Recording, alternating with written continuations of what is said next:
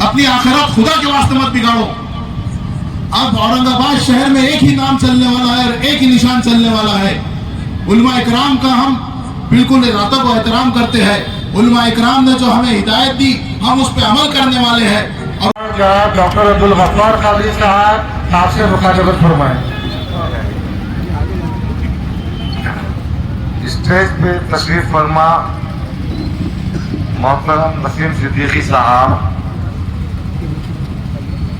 हमारे दो भाई जो बहुत कुव्वत के साथ हमारे साथ खड़े हैं, मोहतरम हबीब कुरैशी साहब, करीम कुरैशी साहब, मुन्ना भाई,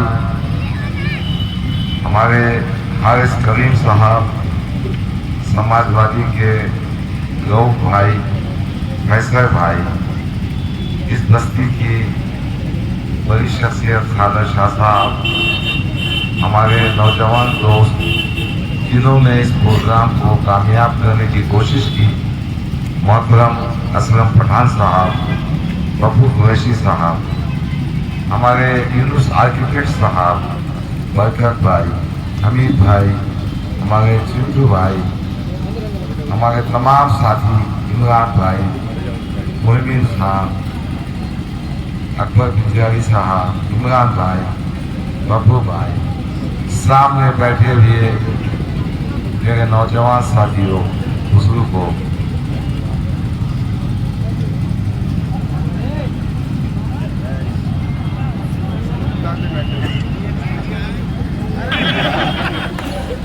मालूम नहीं क्या बात है, जैसा हमारे मुखालिफिन भी ऐसी ही कुछ बातें करते हैं।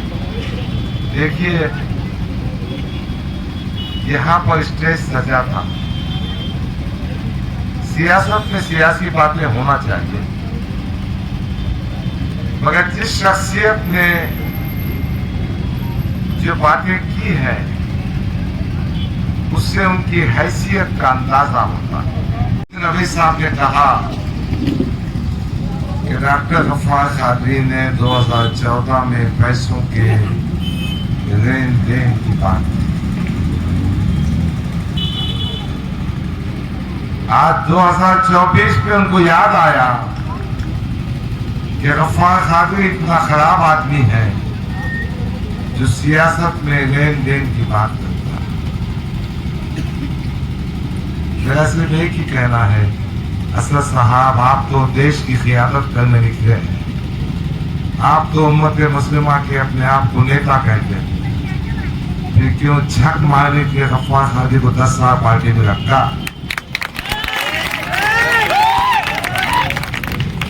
क्यों 2 वक्त मुझे टिकट दिया? क्यों मुझे महाराष्ट्र का कारगुजार सदर बनाया? दोस्तों, सच्चाई तो ये है, अल्हम्दुलिल्लाह मेरा दामन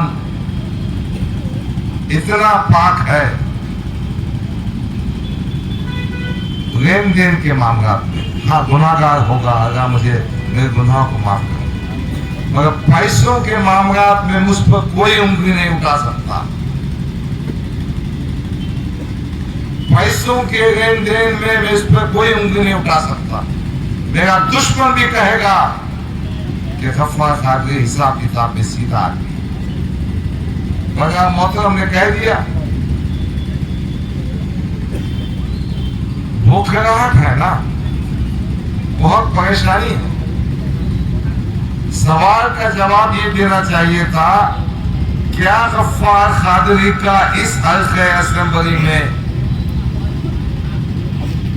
उम्मीदवार बनने का हक था या नहीं था? क्या गफ्फार कादरी पे मैंने खत लिखा था उनको, खत बड़ा तफसीली था। उस खत पे मैंने लिखा था कि मोहतरम सदर साहब, मेरी उम्र 67 साल हो चुकी है, शायद ये इलेक्शन मेरी जिंदगी का आखिरी इलेक्शन होगा। सदर साहब ने उस वक्त तो कोई जवाब नहीं दिया, मगर परसों 2 दिन पहले यहाँ की स्टेज से कह रहे थे कि उम्र 70 साल की हो गई है, अल्लाह अल्लाह करिए। मिस्टर असदुद्दीन अवैसी, काश तुम ये मेरे सामने कहे होते,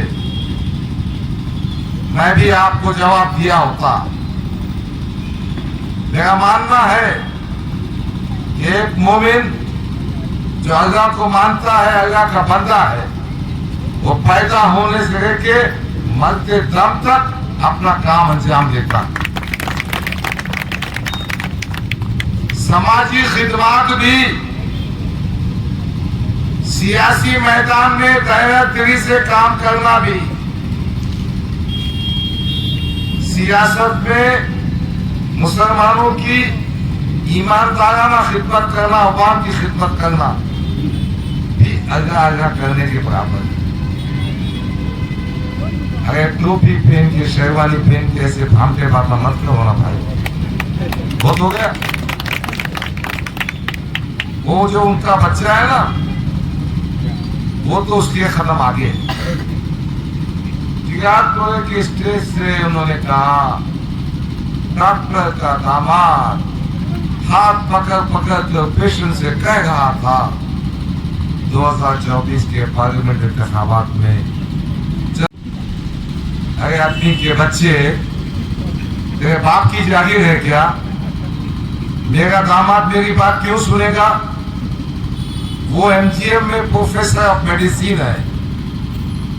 डॉक्टर उमर खादिर की बात कर रहा हूं, वो हेड ऑफ डिपार्टमेंट है। वो 42 साल का नौजवान है जो 42 साल में मेडिकल कॉलेज में प्रोफेसर और एचओडी बना है। डॉक्टर उमर खादिर को आप सब जानते होंगे। बेगर्ज तरीके से कौम और मिल्लत के काम आता है। और इम्तियाज जलील, अगर तेरी याददाश्त कमजोर होगी तो वो याद दिलाना चाहता हूं, जब ताज विमानता होटल में बैठे थे, मैंने असद साहब से कहा था इसकी हरकतें तो ऐसी है कि मैं मेरे दामाद को कन्विंस नहीं कर सकता, स्टेज पे क्या भाषण करूं मैं। फिर मैंने असद साहब को वाकया सुनाया था। कोविड के जमाने में इनके कुछ कारपोरेटर्स एमजीएम अस्पताल पहुंचे, इनको पैसा वसूल करने का था। उन्होंने डॉक्टर उमर से गाली गलौज की, बदतमीजी की। जो डॉक्टर उमर हमेशा इनसे खिदमत में पेश आता था, इनकी मदद करता था। मेरे दामाद ने मुझको फोन किया, मेरे दामाद ने मुझसे कहा कि अंकल ये लोग ऐसी हरकतें कर रहे हैं। मैंने कहा इम्तियाज जलील के चमचे और एजेंट है, वसूली के काम में लगे बैठे हैं, मैं कुछ नहीं कर सकता, आप पुलिस को तत्काल दो। डॉक्टर उमर खादिर ने पुलिस में तत्काल दी है और उसके बाद से डॉक्टर उमर खादिर का दिल उचाट हो गया। इज्जतों से खिलवाड़ करेंगे, लोगों को गाली गलौज देंगे, अपने चमचों एजेंटों के जरिए बेइज्जत करेंगे और फिर तुमको वोट दें। ये शहर में जितने मुस्लिम व्यापारी हैं जिनको इम्तियाज जलील ने नहीं लूटा,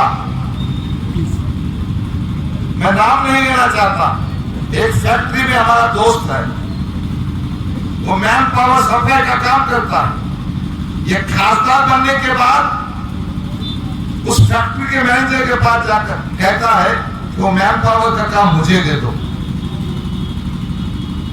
यकीनन जब किसी का दिल दुखता है, तकलीफ होती है, तो मुखालफत करेगा। तो मैं इम्तियाज जलील को याद दिलाना चाहता हूं कि ताज विमानता होटल में मैंने कहा था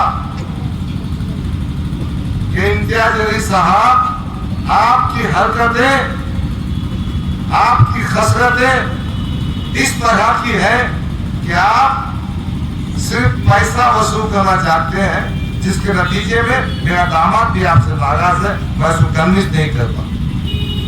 उसके आगे की स्टोरी सुना देता, मैं तो छुपाता नहीं, मैं सुना देता।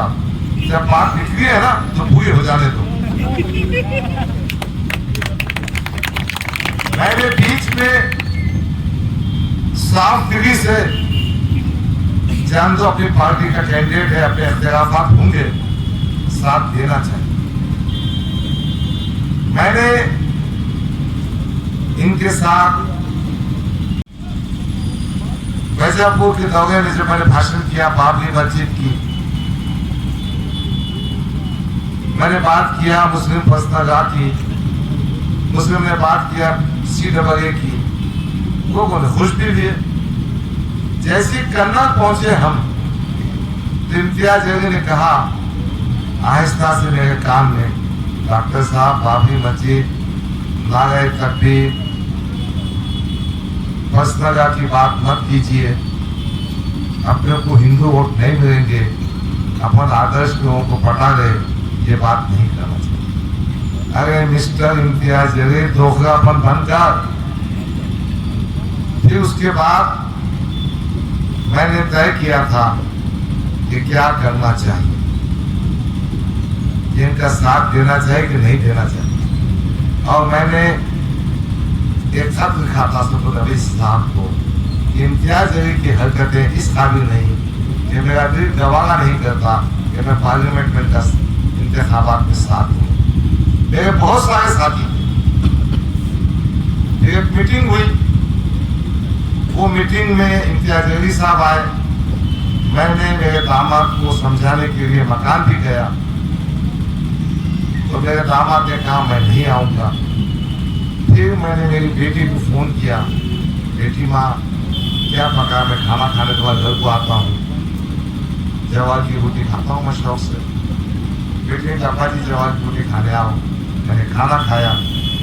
मैंने मेरे दामाद से कहा डॉक्टर उमर खादी से, इम्तियाज घर पे आ रहा है, जान दीजिए अपन किस्सा खत्म कर देंगे।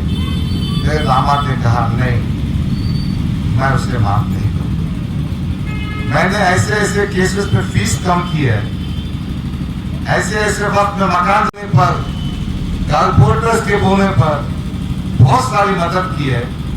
और एक किस्सा भी सुना दिया उसने, एक दफा कुछ गाड़ी से एक्सीडेंट हुआ था, उसका पूरा खर्चा मैंने दिया था। इसके बाद भी ये अगर मेरे पीछे पलता है तो मैं भी इससे बदला वसूल करूंगा। तो ये किस्सा, आप काम नहीं करेंगे, लोगों को लूटेंगे, बदनामी करेंगे, फिर कहेंगे डॉक्टर के दामाद ने हाथ पकड़ पकड़ के मशाल को। अब तेरे को तो जूते मारना चाहिए है, तेरे को तो चौरास्ते पे खड़े जूते मारना चाहिए। कहाँ पैसे खाया बताओ मैं तुमको। अख्तर हाजी क्या बताओ, अख्तर हाजी है क्या मीटिंग में? हमारे दोस्त कितने पैसे मंगाया सुनाओ मैं। इसका काम और धंधा सिर्फ पैसे खाना है और नाटक करना है, नाटक। बहरहाल ये चंद बातें थी जो मैं कहना चाह रहा था, क्योंकि मुखालिफिन की तरफ से आई। अब मैं असल मौजू की तरफ आना चाहता हूँ। अजीज़ान इकरामी, किस्सा ये है कि ताईदी बयान के बाद इनके जमीन के नीचे की जो है ना सड़क के जमीन, ये अब तो आ गई है। अब इस पोखराट में ऐसी वैसी बातें कर रहे, मोहब्बत में है मुझसे, उसको नहीं बख्श कर तो देखो भी नहीं बख्शी दे। देखो मकान वापिस जाने का है भाई, और मुझे भी मकान वापिस जाने का, और भाइयों को भी जाने का। तो मौलाना सज्जाद नोमानी साहब ने जो तायीद की है, हम उसके लिए शुक्रगुजार हैं। यही सज्जाद नोमानी साहब ने पार्लियामेंट के इंतखाबात में एक छोटा सा audio clip Khizar Patel advocate और सज्जाद नोमानी की बातचीत का था। वो ऑडियो क्लिप क्या था मालूम? उन्होंने कहा यहाँ ऐसी ऐसी हालात है, तो मौलाना ने सिर्फ एक सेंटेंस यहाँ कहा, अगर इम्तियाज जैसे चुनकर आते हैं तो यकीनन हमने उनकी मदद करना चाहिए। ऐसा कोई तायीदी लेटर नहीं था, न तायीदी बयान था। क्या वायरल किया उसको कि मौलाना सज्जाद नोमानी की ताई और बेटे, अब सज्जाद नोमानी ने तुम्हारी तारीफ नहीं किया तो तुम्हारे जो छोटे मोटे चर्चे हैं ना, वो मौलाना के खिलाफ वीडियो डाल गए। हम नहीं मानते। अरे मत मानना फिर कौन मानोगा, क्योंकि तो उलमा का एहतराम नहीं करता ना। अबे तू नहीं माना तो झक माना, बेइज्जती करा उलमा की तू। बहरहाल मेरे भाई ने बहुत वजाहत से उस बात को कहा है। मैं एक ही बात कहना चाहता हूं, जब कोई फैसला उलमाए दीन का, बड़े आलम दीन का इनके हक में आता है तो वो उलमा का एहतराम करते हैं, और जब कोई फैसला इनके हक में नहीं आता है तो ये नाजेबा, ओछी, घटिया, गंदी हरकतों में आते हैं। तो आपने इनको समझना चाहिए। जो वारिस अंबिया को ओछी गंदी जबान में गालियां देती है, उनको सियासी तौर पर दफन करना चाहिए। मैं इस मजबूरी से कहना चाहता हूं, आपके दिल को जो ठेस पहुंची है, ये ठेस, ये आपको जो तकलीफ पहुंची है, ये ठेस आप 20 चाहिए। जमीन पर चलने वाली साइकिल ही हमें चाहिए। 20 तारीख के दिन एक ही नाम, एक ही निशान, डॉक्टर गफ्फार कादरी और साइकिल का निशान। आप लोग जाइए, फजर की नमाज पढ़ के आप जाइए और भारी अक्सरियत से हमारे उम्मीदवार डॉक्टर गफ्फार कादरी को साहब को चुन के दीजिए। देखिए आज ये हो रहा है कि बीजेपी वाले कुछ भी कहते रहे हैं, जैसा कहा उन्होंने, बटोंगे तो कटोंगे। मैं एक बात कहूंगा, ना बटेंगे ना कटेंगे। पिछले 10 साल डॉक्टर साहब के साथ ये अज़्म लेते हैं कि इंशाअल्लाह ताला डॉक्टर साहब आप 23 तारीख को असेंबली में जा रहे हैं, और डॉक्टर साहब जाके सबसे पहले नारेगांव के आवाम का मसला उठाइए। यहाँ के तंग रस्ते, यहाँ के नालों में पानी जो ओवरफ्लो हो जाता है उसका मसला उठाएंगे इंशाअल्लाह ताला। नलों में पानी नहीं आ रहा उसका मसला उठाएंगे इंशाअल्लाह ताला। मैं आखिर में एक शेर के साथ आपसे रुखसत दूंगा। दिशाएं बहुत है, हवाएं बहुत है, दिशाएं बहुत है, हवाएं बहुत है। ये एक चिराग आंधियों में जल रहा कि हमारे खिलाफ में सारी पार्टियां एक तरफ हो चुकी। डॉक्टर गफ्फार कादरी साहब को जब देखा, उनका जो पब्लिक में, उनका जो अवाम में मोहब्बत और उनकी मोहब्बत इसका मंच हो, हर मंच पे सिर्फ किसी की बुराई की जा रही है तो वो हमारे कैंडिडेट की। ऐसा क्यों हो रहा है? आप समझिए मकबूलियत को, क्योंकि बीजेपी को भी डर है। फिर डॉक्टर साहब को साजिश का निशाना बनाया गया और एक ऐसा इंसान मुसल्लत कर दिया गया डॉक्टर साहब के ऊपर। आप लोग बाखूबी जानते हो औरंगाबाद में आज क्या चल रहा है। औरंगाबाद की हकीकत आप लोगों के सामने है। आज आपके सामने इत्तेहाद के नारे तो लगाए जा रहे हैं, आज बड़े बड़े मंच लगाए जा रहे हैं। आप लोगों ने सुना भी है कि आज हमारे सदर साहब आपके बीच में आकर ये तो कह रहे हैं कि मुसलमानों सुनो, तुम्हारे मुस्तकबिल की लड़ाई लड़ने आया हूं। मुसलमानों सुनो, मैं जिस नुमाइंदे को लेकर आया हूं ये तुम्हारे हक और इंसाफ की बात करेगा, ये तुम्हारे मुस्तकबिल की बात करेगा। अरे अगर उनके अंदर इंसानियत है तो आप लोगों को सवाल करना चाहिए कि सदर साहब 10 साल औरंगाबाद की आवाम ने सियासत की कुर्सी दी, सेंट्रल की आवाम ने 5 साल उसको चुन कर लेकर गए।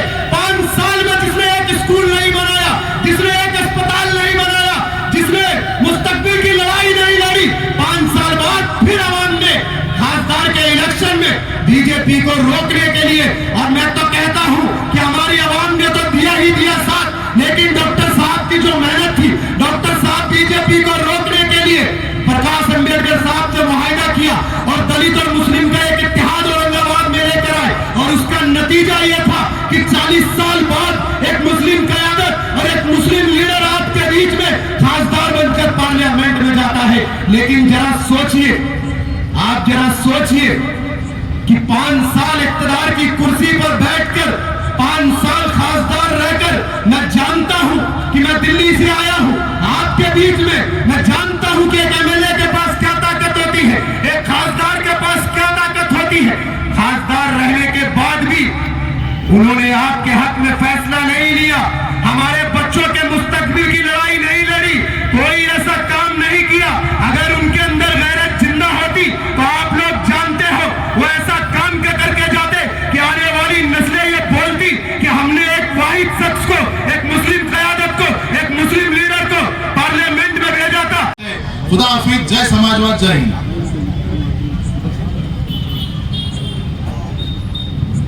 बहुत बहुत शुक्रिया जनाब फैसल खान साहब। हमारे बीच अभी अभी तशरीफ लाए मेहमान जो दिल्ली से खुसूसी तौर पर यहाँ आए हैं, मैं उन्हें जहमत देने जा रहा हूँ। नसीम सिद्दीकी साहब को जहमत दे रहा हूँ कि वो आए और आपसे मुखातिबत फरमाएं। जनाब नसीम सिद्दीकी साहब, शोलाबाद नसीम सिद्दीकी। तारीफ़े खुदाए बाबरकत के लिए जो तमाम जहां को पालने वाला है, दरूद सलाम मोहम्मद व आले मोहम्मद पर। शहनशीन पे तशरीफ फरमा आली जनाब समाजवादी पार्टी के उम्मीदवार, हमारे दिल अजीज और आपके दिल अजीज डॉक्टर अब्दुल गफ्फार कादरी साहब, स्टेज पे बैठे हबीब कुरैशी साहब, कलीम कुरैशी साहब और तमाम जिम्मेदारान, ओहदेदारान और यहाँ पर आए मेरे मोअज़्ज़िज़ साथियों, मेरे बड़ों, मेरे बुजुर्गों, मेरे नौजवान साथियों, अस्सलाम वालेकुम। ये एक इंतखाबी जलसा है। आपको मालूम है कि 20 तारीख को आपको वोट करना है। हर 5 साल में हमें वोट करने का हक तो मिलता है और हम लोग वोट भी करते हैं ये सोचकर कि जो सियासी नुमाइंदा जीत कर जाएगा वो हमारे हक में फैसला लेगा, हमारे मुस्तकबिल की लड़ाई लड़ेगा और हमारे बस्तियों में अच्छी रोशनी देगा, बच्चों को अच्छे स्कूल देगा और हमारी आवाम को अच्छे अस्पताल देगा, अच्छी नालियां और अच्छी सड़कें देगा। लेकिन मैं जानता हूं कि आप लोगों को मालूम है कि 2014 से लेकर 2024 तक डॉक्टर साहब आपके बीच में हैं। 2014 में भी आप लोगों ने अपनी मोहब्बतों से नवाजा था, लेकिन चंद वोटों से डॉक्टर साहब जीत कर ऐवान में नहीं जा पाए। 2019 में भी यही सा निशाना बनाया गया और डॉक्टर साहब को ऐवान में नहीं जाने दिया। लेकिन जब ये 2024 में लोग ये सोच रहे थे कि इस बार किसी भी कीमत पर डॉक्टर साहब को जिताकर ऐवान में भेजना है, होगा, दूसरा काम हमारा अस्पताल बनाने का होगा, तीसरा काम हमारा बच्चों के लिए सिलाई सेंटर बनाने का होगा। अरे मेरे भाई, उनसे सवाल करिए, 10 साल बीत गए साहब। 2014 में भी आप आम खास मैदान में आकर ये बोल कर गए थे कि मुसलमानों, और जो मेरे बड़े हैं वो जानते होंगे, जो उस जलसे में होंगे वो जानते होंगे, क्योंकि 2000 से 2014 से 2024 का फासला हो चुका है, बच्चे जवान हो चुके हैं। शायद मेरे नौजवानों को नहीं पता होगा 2014 में जब वो आम खास मैदान में आए तो उन्होंने क्या कहा।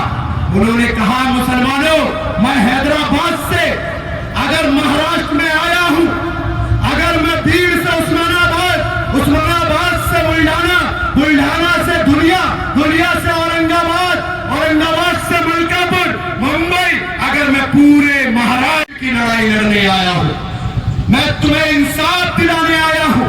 उन्होंने कहा कि महमूदुर रहमान कमेटी को उठाकर देखो, कुंडू कमीशन कमेटी को उठाकर देखो, भोपाल कमीशन कमेटी को उठाकर देखो, तमाम कमेटियों का हवाला देते हुए उन्होंने कहा कि आज हिंदुस्तान के मुसलमान दलितों से भी बदतर जिंदगी जी रहे हैं और मैं यही सोचकर तुम्हें यह पैगाम दे रहा